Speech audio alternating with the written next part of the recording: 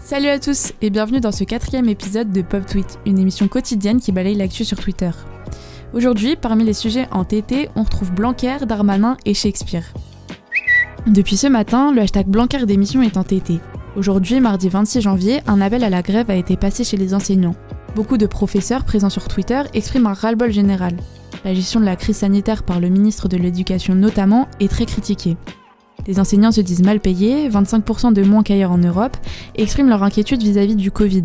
Car en cas de reconfinement, les écoles resteront ouvertes, assure Jean-Michel Blanquer. Alors que selon la CGT, 12 millions d'élèves et 1 million de personnels se rendent dans un établissement scolaire chaque jour. Le protocole sanitaire appliqué dans les écoles semble aussi être décrié.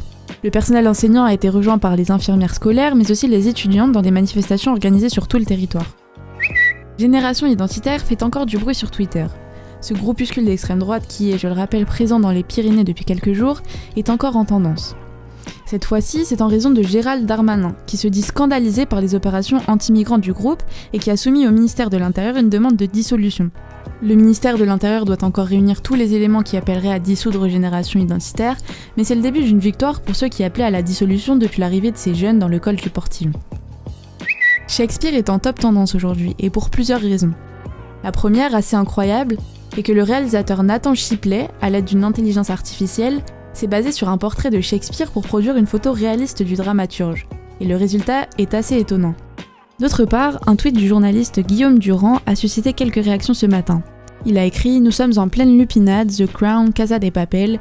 Plus les gens m'abreuvent de leurs addictions admiratives aux séries, plus je leur conseille de relire Hamlet ou de s'intéresser à Manet. Comment peut-on utiliser son seul temps libre à ingurgiter le bureau des légendes ?» Beaucoup d'internautes ont ainsi repris son post pour défendre l'intérêt des séries, tout en soulignant le mépris d'un tel tweet. Alors on voit passer des tweets qui clament que la lecture d'une pièce comme Hamlet de Shakespeare est tout aussi intéressante que le visionnage de séries télévisées. Un débat culturel et générationnel est ainsi né sur Twitter ce matin. Voilà pour l'actu twittosphérique du jour, j'espère que ça vous a plu. On se retrouve demain à nouveau pour balayer ce qui fait du bruit sur notre réseau social préféré.